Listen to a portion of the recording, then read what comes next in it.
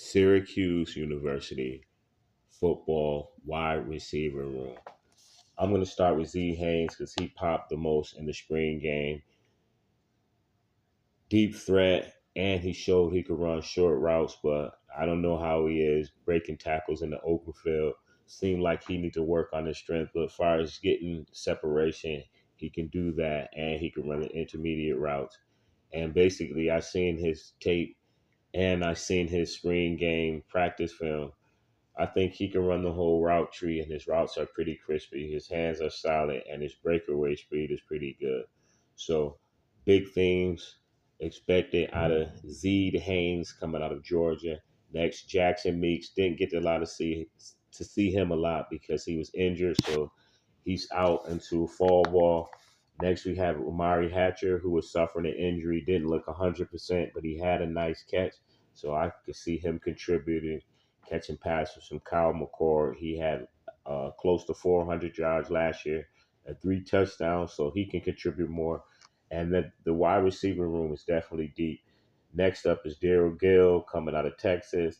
Had a big catch in the spring game, but he needs to be more consistent catching the ball, and he needs to develop the skill to gaining yards after the catch because soon as he's touched, he goes down. So we need to see more aggression on the running side or getting yards after the catch, but decent hands, but a little inconsistent at the wide receiver position.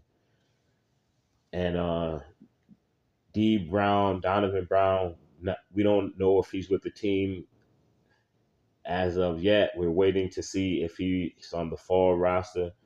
But as of now, he's not there, so we're not going to talk about him. Next up is Trevor Pena, who never really panned out due to injuries. The talent is definitely there. We've seen what he did against Clemson and a couple kickoff runs that he had, explosive, and he has hands.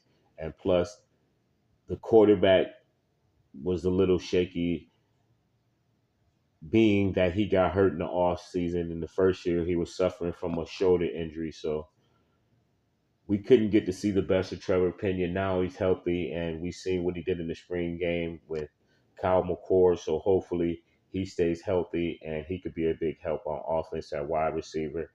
Him with Justin Ross, a player who came from Colorado State, who is actually from Rochester. Definitely like his film, and I can see him breaking the starting lineup because he definitely gets yards after the catch, and he has good hands, and he makes all the catches and sometimes make the impossible catches that make the crowd go crazy. And he's a pretty thick guy with a lot of speed, and he gets open and hard to tackle in the open field.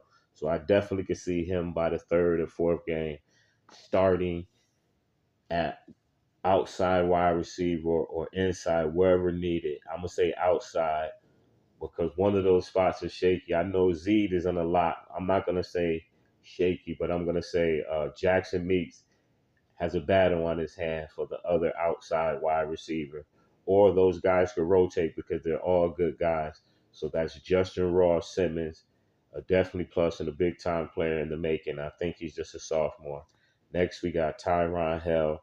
Seen him in the spring game. He's probably going to be penciled behind Trevor Pena at the slot position.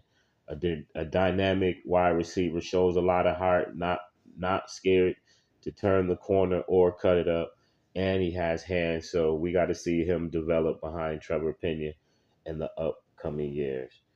Next, we have Emmanuel Ross, explosive wide receiver out of New Jersey. He could play the slot or the outside, physical guy, and gets yards after the catch with good hands. Very cocky. I like his upside because he believes in his play, and it shows when he plays on the field.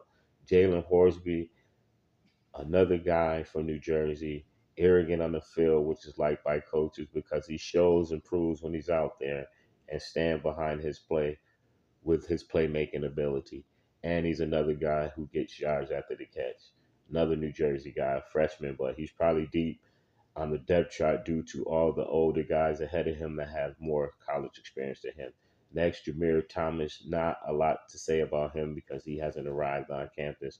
But while in high school, looked pretty dynamic, pretty good. But he possibly could be switching over to defensive back or possibly staying at the slot, seeing that they don't have a lot of depth there.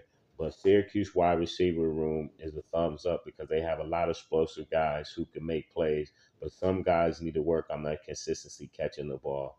But a lot of these guys have good routes, but the weakness out of a couple of these guys, not the majority, but like two of the guys, their ability to gain yards after they catch, but they have decent hands, but need to work on their consistency. But other than that, Syracuse has a very deep wide receiver room and will shock a lot of people in the upcoming season. Next, we'll switch to tight ends. At the tight end position, we have Oronde Gasson, the guy who almost caught 1,000 years a year before last, but the last year he was injured, so he sat out most of the season. Hopefully, he come back strong at 100%, so he can duplicate the year he had when he was close to 1,000 yards receiving and multiple touchdowns. Next, we have Dan Villari, the transfer from Michigan, who switched to quarterback and was a good switch because being that Oronde was out, he got some time to show what he can do, and he's a physical runner, hard to bring down, starting to look like a true tight end, and has speed in the open field, but very physical and tough to go down. One game, I think it was against Pitt, he had over 100 something yards rushing, so he's definitely good in the open field and running players over. 220 something pounds and probably beefed up because they had an extensive weight program this year under the new weight training coach that Syracuse acquired in the new transfer of coaches and the Fran Brown staff. The coaching staff is raved about in the weight room, and we're seeing some of that in the play and the physical bodies of the player as they transfer from the Baber area. Looks like a total different team. They look like SEC players. Now we have Carter Clark. Probably won't get a lot of time, so I'm not going to talk about him a lot because he's deep down in the depth chart. But Max May and David Clement are guys who use for the run, but can sneak out and catch the ball. Both guys over 6'5" and 230 something pounds, but definitely will be used to secure that edge on running plays because both of them are big guys and good blockers in the on the run plays. So they'll be used for that. But they have Oronde Gasson, Dan Villari, Jamie Trimble, and Elijah Washington, the two freshmen who are coming in who have big promises to replace Dan and Oronde in the near future. So Syracuse tied